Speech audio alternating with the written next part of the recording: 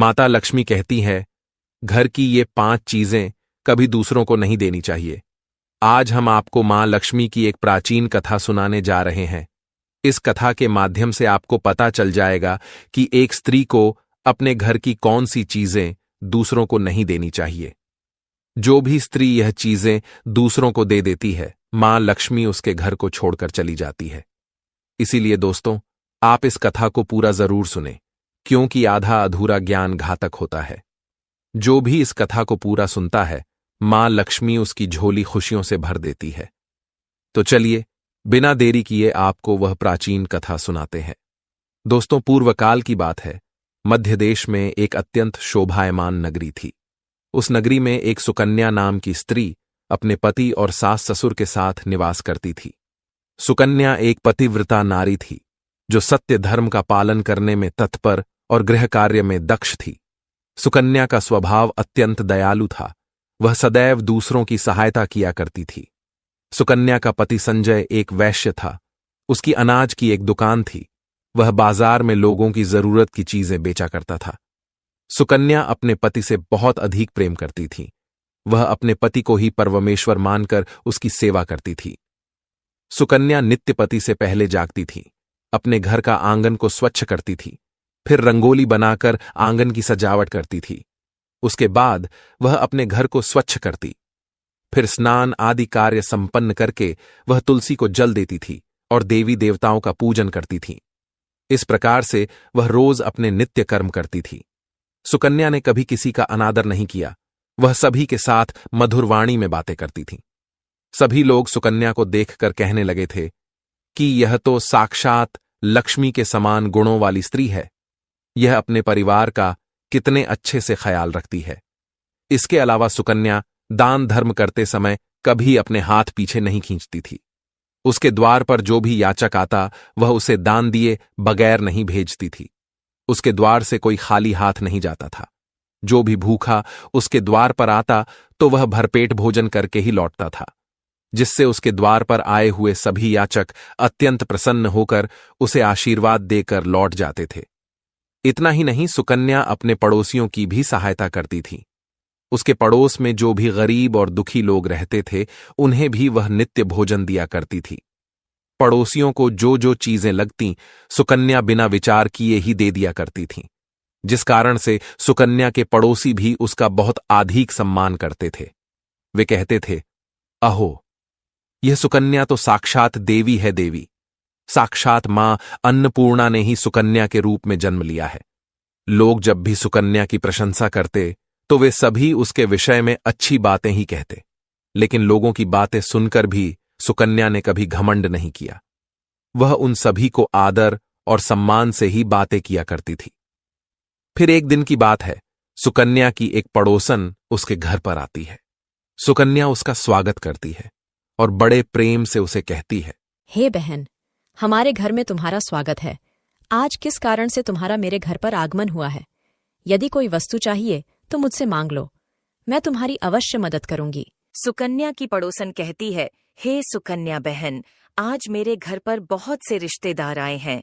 उनके लिए मैं भोजन बना रही हूँ, इसीलिए मैं तुम्हारे पास रोटी बनाने के लिए चकला बेलन और तवा मांगने आई हूँ। यदि तुम कुछ समय के लिए मुझे चकला बेलन और तवा दे दोगी तो बड़ी कृपा होगी। मैं काम हो जाने के बाद तुम्हें जल्दी ही लौटा दूंगी। सुकन्या कहती है, हे बहन, इसमें क्या बड़ी बात है? अभी मुझे चकला बेलन की आवश्यकता नहीं है, इसीलिए तुम मेरा चकला बेलन और तवा ले जा सकती हो। रुको, मैं अभी तुम्हें लाकर देती हूँ। फिर सुकन्या रसोई घर में जाती है और रसोई घर से चकला बेलन और तवा लाकर उस पड़ोसन को देती है। तब पड़ोसन कहती है, हे बहन, तुम्हारा बहुत बहुत धन्यवाद। आज तुमने मेरा काम सफल कर दिया। मैं अपने मेहमानों को भोजन कराकर तुम्हारा चकला बेलन जल्दी से लौटा देती हूँ। सुकन्या कहती है, हे बहन, चिंता की कोई बात नहीं है। जब तुम्हारा कार्य पूर्ण हो जाएगा, तब तुम मुझे लौटा देना। फिर वह पड़ोसन सुकन्या का चकला बेलन और तवा लेकर चली जाती है।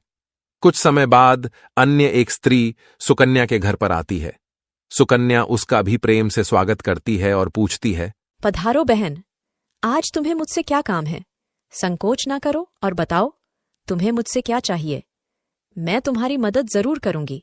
तब वह स्त्री कहती है, हे बहन, मेरे घर में बहुत गंदगी हो गई है और मेरे घर को साफ करने के लिए मेरे पास कुछ भी नहीं है।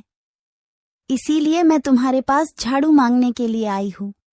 यदि तुम्हें कोई समस्या ना हो तो कृपा करके मुझे अपने घर की झाड़ू दे दो। मैं अपना घर साफ करके तुम्हें झाड़ू लौटा दूंगी। सुकन्या बिना विचार किए ही कहती है, हे बहन, बस झाड़ू ही तो है, इसमें क्या समस्या हो सकती है? तुम रुको, अभी मैं तुम्हें अपने घर की झाड़ू लाकर देती हूँ। इतना कहकर सुकन्या घर के अंदर जाती है और झाड़ू लेकर आती है और उस स्त्री को दे देती है। वह स्त्री सुकन्या के घर की झाड़ू लेकर चली जाती है। फिर कुछ देर बाद अन्य एक स्त्री सुकन्या के घर पर आती है। सुकन्या उसका भी बड़े प्रेम से स्वागत करती है। सुकन्या कहती है, पधारो बहन, क्या बात है, आज मेरे घर पर किस कारण से आना हुआ? तुम्हें जो कुछ भी चाहिए निसंकोच होकर कहो, मैं तुम्हारी सहायता करने का प्रयास अवश्य करूंगी। तब वह स्त्री कहती है, हे सुकन्या बहन, तुम बड़ी दयालु हो। मैंने तुम्हारे बारे में बहुत सुना है और तुम सभी की मदद करती रहती हो। इसीलिए मैं तुम्हारे पास एक छोटी सी मदद मांगने के लिए आई हूँ। सुकन्या कहती है, हे बहन, संकोच ना करो, तुम्हें जो कुछ भी चाहिए मांग लो। यदि मेरे बस में होगा तो मैं मना नहीं करूंगी, मैं तुम्हारी सहायता अवश्य करूंगी। तब वह स्त्री कहती है, हे सुकन्या बहन, आज मेरी बेटी को देखने के लिए लड़के वाले आ रहे हैं, इसीलिए मैं चिंता में हूँ। मेरे पास पहनने के लिए एक भी गहना नहीं है, तो मैं अपनी बेटी को क्या दूँ? उसके पास पहनने के लिए अच्छे वस्त्र भी नहीं है। इसीलिए कृपा करके मुझे आप थोड़े गहने और वस्त्र उधार में दे दीजिए, केवल एक दिन के लिए। जब लड़के वाले देखकर चले जाएंगे तो मैं तुम्हारे गहने लौटा दूंगी। उस पड़ोसन की बात सुनकर सुकन्या कहती है, बस इतनी सी बात? हे बहन, तुम चिंता मत करो, तुम्हारी पुत्री मेरी छोटी बहन के जैसी है, उसकी सहायता मैं अवश्य करूंगी। मैं अभी तुम्हें मेरे गहने और साड़ी देती हूँ, जिसे पहनकर तुम्हारी पुत्री राजकुमारी लगेगी। फिर सुकन्या अंदर जाती है, गहने और साड़ी लेकर आती है और उस पड़ोसन को दे देती है। वह पड़ोसन प्रसन्न होकर सुकन्या के गहने और साड़ी लेकर चली जाती है। फिर शाम हो जाती है और अन्य एक पड़ोसन सुकन्या के घर पर आती है। सुकन्या उसका भी बड़े प्रेम से स्वागत करती है और कहती है, पधारो बहन, आज किस कारण से मेरे घर पर आना हुआ? बताओ, मैं तुम्हारी किस प्रकार से सहायता कर सकती हूँ? तुम्हें जो कुछ चाहिए निसंकोच होकर कहो, मैं तुम्हारी मदद जरूर करूंगी। वह पड़ोसन कहती है, हे सुकन्या बहन, तुम बड़ी दयालु हो और तुम सभी की मदद करती हो, इसीलिए मैं तुम्हारे पास आई हूँ। मेरा बच्चा भूखा है और उसे पिलाने के लिए दूध नहीं है, इसीलिए मैं तुम्हारे पास दूध मांगने के लिए आई थी। अगर थोड़ा सा दूध मिल जाता तो बड़ी कृपा होती। सुकन्या कहती है, अरे बहन, इसमें कौन सी बड़ी बात है? लो, अभी मैं तुम्हें दूध दे देती हूँ। सुकन्या रसोई घर में जाती है और थोड़ा सा दूध लेकर आती है और उस पड़ोसन को दे देती है। वह पड़ोसन प्रसन्नता से उस दूध को लेकर चली जाती है। इस प्रकार से सुकन्या अपने सभी पड़ोसियों की मदद कर देती है और प्रसन्न होकर घर का काम करने में लग जाती है। फिर रात होते ही उसका पति घर पर लौट आता है। सुकन्या अपने पति को प्रणाम करती है और उसकी खूब सेवा करती है। रात को दोनों पति पत्नी आनंद से सो जाते हैं। फिर दूसरे दिन वे जागते हैं तो उन्हें एक बहुत ही बुरी खबर कानों पर पड़ती है। एक आदमी दौड़ते हुए सुकन्या के घर पर आता है और सुकन्या के पति से कहता है, हे भाई, कल रात को किसी ने आपकी दुकान लूट ली है, सारा माल गायब है। सुकन्या का पति एकदम से घबरा जाता है और दौड़ते हुए अपने दुकान पर जाता है तो देखता है उसका सारा माल किसी ने लूट लिया है। वह देखता है कि उसके दुकान में रखा हुआ सारा धन भी चोरी हो चुका है। वह दुखी और निराश होकर घर पर लौटता है और सुकन्या को सारी बात बताता है, जिसे सुनकर सुकन्या बहुत दुखी हो जाती है। सुकन्या कहती है, आप चिंता न कीजिए जी, हमारे घर में अभी बहुत सारा धन रखा हुआ है, जिससे आप फिर से व्यापार शुरू कर सकते हैं। फिर सुकन्या अपने घर की तिजोरी में देखती है तो वह भी पूरी तरह खाली दिखाई देती है। उसके अंदर का भी सारा माल अब चोरी हो चुका था। यह देखकर सुकन्या बहुत दुखी हो जाती है। उसे समझ में नहीं आता कि यह कैसे हुआ। सुकन्या का पति उस पर बहुत क्रोधित हो जाता है और पूछता है, सुकन्या, सच सच बताओ, हमारे घर के अंदर रखा हुआ सारा पैसा कहाँ गया? सुकन्या कहती है, हे स्वामी, मैं घर पर ही थी, सारा धन तिजोरी में ही था, किसने इसे चुरा लिया पता नहीं। कृपया आप शांत हो जाइए, हम कोई न कोई उपाय जरूर ढूंढ लेंगे। सुकन्या का पति कहता है, ये जो तुम दूसरे लोगों को घर पर बुलाकर खिलाती हो, अनजान लोगों को घर में बुलाती हो, उसी का फल है ये। उन्हीं में से किसी ने हमारे घर का सारा पैसा चुरा लिया है। क्रोध में आकर सुकन्या का पति उसे भला बुरा कहता है। सुकन्या की सास भी उसे बहुत कोसती है और कहती है, तुम ही इन पड़ोसियों को घर की चीजें देती रहती हो, बिना सोचे किसी की भी मदद कर देती हो। उन्हीं में से किसी ने सारा पैसा चुरा लिया है। घर के सभी लोग सुकन्या को भला बुरा कहने लगते हैं। फिर सुकन्या अपने पति को दिलासा देते हुए कहती है, हे नाथ, मैंने मेरे कुछ गहने हमारी पड़ोसन को दिए हैं, मैं उसके पास से गहने लेकर वापस आती हूँ। फिर सुकन्या उस गरीब पड़ोसन के घर पर जाती है तो देखती है उसके घर पर कोई नहीं होता है। वह स्त्री भी घर छोड़कर सुकन्या के गहने लेकर भाग गई होती है। सुकन्या निराश होकर घर पर लौटती है और अपने पति को सारी बात बता देती है। सुकन्या की बात सुनकर उसका पति आग बबूला हो जाता है और सुकन्या को भला बुरा कहने लगता है। सुकन्या का पति कहता है, हे सुकन्या, तुम बड़ी मूर्ख हो, तुम्हारे ही कारण हमारा सारा धन वैभव चला गया है। तुम्हारे दान देने की आदत के कारण ही हमारे ऊपर यह मुसीबत आन पड़ी है। अब तू इस घर में नहीं रह सकती, तू अभी इसी क्षण इस घर को छोड़कर चली जा। सुकन्या कहती है, हे नाथ, आपके सिवा मेरा इस दुनिया में कोई नहीं है, मैं आपको छोड़कर कहाँ जाऊं। सुकन्या का पति कहता है, तू कहीं पर भी जा, लेकिन अब इस घर में तू नहीं रह सकती। तेरे ही कारण मेरा सब कुछ बर्बाद हो गया है। तू इस घर में रहेगी तो बचा कुचा सब नष्ट हो जाएगा। सुकन्या अपने पति को हाथ जोड़कर विनती करने लगती है, हे स्वामी, ऐसा ना कहिए, मैंने कोई अपराध नहीं किया है। आपके बगैर मैं जीवित नहीं रह सकती। मुझ दासी को आप घर से मत निकालिए। लेकिन सुकन्या का पति उसकी एक नहीं सुनता है और उसे अपने घर से धक्के मारकर निकाल देता है और कहता है, अब तू इस घर से चली जा और लौट कर मत आना। चाहे तो किसी नदी में कूदकर अपनी जान दे दे, लेकिन अब तू इस घर में मेरे साथ नहीं रह सकती। फिर सुकन्या दुखी होकर रोते हुए अपने पति के घर को छोड़कर चली जाती है। चलते चलते सुकन्या माता लक्ष्मी के मंदिर में जाती है और मां लक्ष्मी से प्रार्थना करते हुए कहती है, हे मां, मैंने ऐसा कौन सा पाप किया है जो मेरी ऐसी दशा हुई है। हे मां लक्ष्मी, मैं तो नित्य आपकी पूजा करती थी, फिर भी आपने मेरा घर क्यों छोड़ा। कृपया मुझे बताओ मां, मैंने ऐसा कौन सा अपराध किया जो आप मुझसे रूठ गई हो। फिर सुकन्या वहीं पर बैठकर सोचने लगती है, यदि मेरे पति मेरा स्वीकार नहीं करेंगे तो मैं जीवित रहकर क्या करूं। यदि मेरे ही कारण मेरे पति की दुर्दशा हुई है तो मुझे जीवित रहने का कोई अधिकार नहीं है। इतना सोचकर सुकन्या अपने प्राण देने के लिए नदी की तरफ जाने लगती है। नदी के पास जाकर सुकन्या माता लक्ष्मी से प्रार्थना करती है, हे मां लक्ष्मी, अब मैं अपने प्राण देने जा रही हूं। यदि मेरे द्वारा तुम्हारी पूजा में कोई कमी रह गई हो तो मुझे माफ करो। मैं अपने पति के बगैर जीवित नहीं रह सकती, इसीलिए अब मैं इस नदी में कूदकर अपने प्राण दे दूंगी। इतना कहकर सुकन्या नदी में कूदने ही वाली होती है कि साक्षात मां लक्ष्मी उस स्थान पर प्रकट हो जाती है। माँ लक्ष्मी सुकन्या से कहती है, रुक जाओ सुकन्या, रुक जाओ पुत्री, तुम यह क्या कर रही हो। सुकन्या आंखें खोलकर देखती है कि साक्षात मां लक्ष्मी उसके सामने खड़ी है। मां लक्ष्मी के दर्शन करके सुकन्या बहुत प्रसन्न हो जाती है और मां को बारंबार नमस्कार करते हुए कहती है, हे मां लक्ष्मी, मुझे क्षमा करो, मैं बहुत बड़ा पाप करने जा रही थी। देवी लक्ष्मी कहती है, हे सुकन्या, मनुष्य को स्वयं अपने प्राण नहीं लेने चाहिए, यह महापाप है। ईश्वर ने जो शरीर प्रदान किया है उसे ऐसे नष्ट नहीं करना चाहिए। सुकन्या कहती है, हे मां, मैं विवश हूं, मेरे पति ने मेरा त्याग किया है और स्त्री को अपने पति को छोड़कर नहीं रहना चाहिए।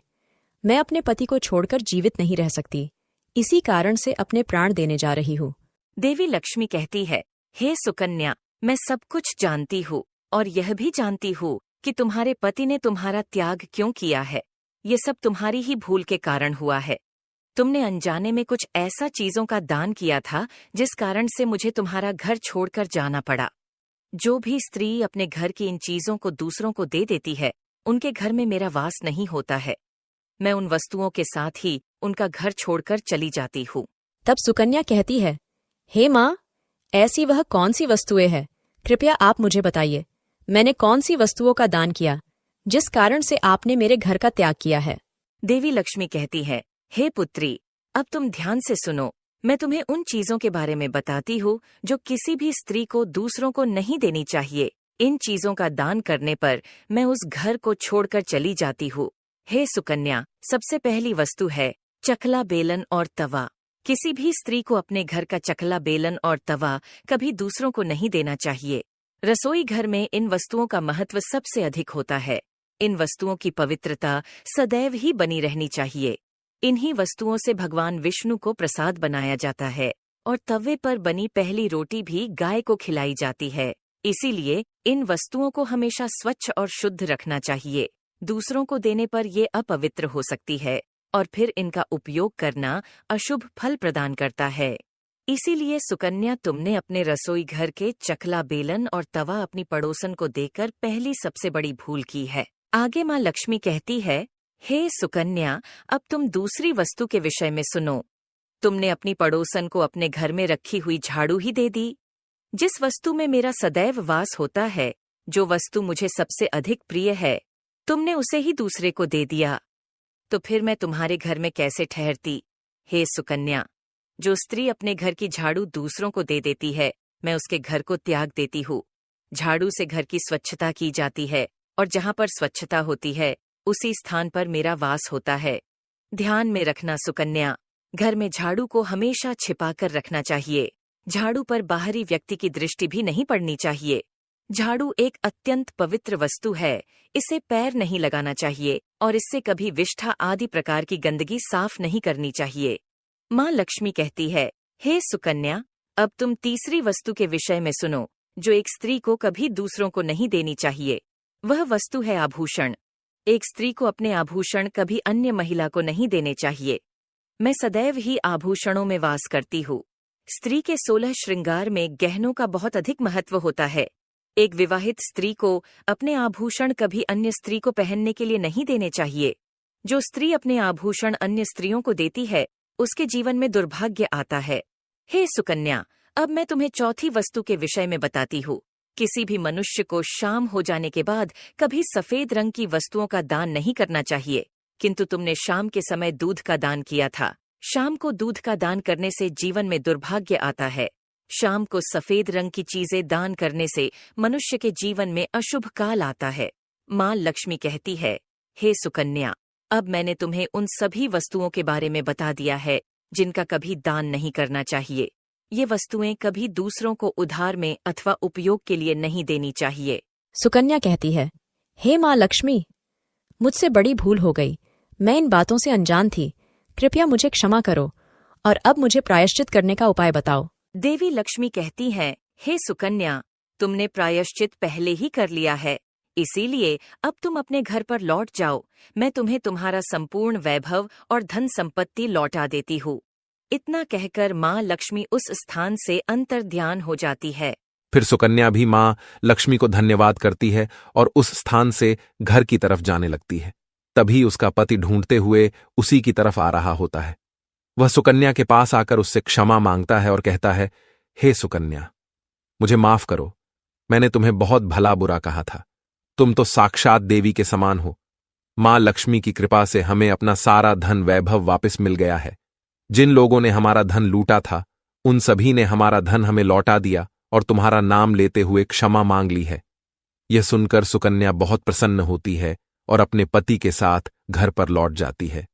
माँ लक्ष्मी की कृपा से सुकन्या के घर में फिर से सुख समृद्धि आती है और उसके बाद से सुकन्या ने अपने घर की ये 4 चीजें कभी दूसरों को नहीं दी। तो दोस्तों, उम्मीद है आपको यह कथा पसंद आई होगी। वीडियो को लाइक जरूर करें और कमेंट में जय मां लक्ष्मी जरूर लिखें। साथ ही चैनल को सब्सक्राइब करें। आप सभी का धन्यवाद।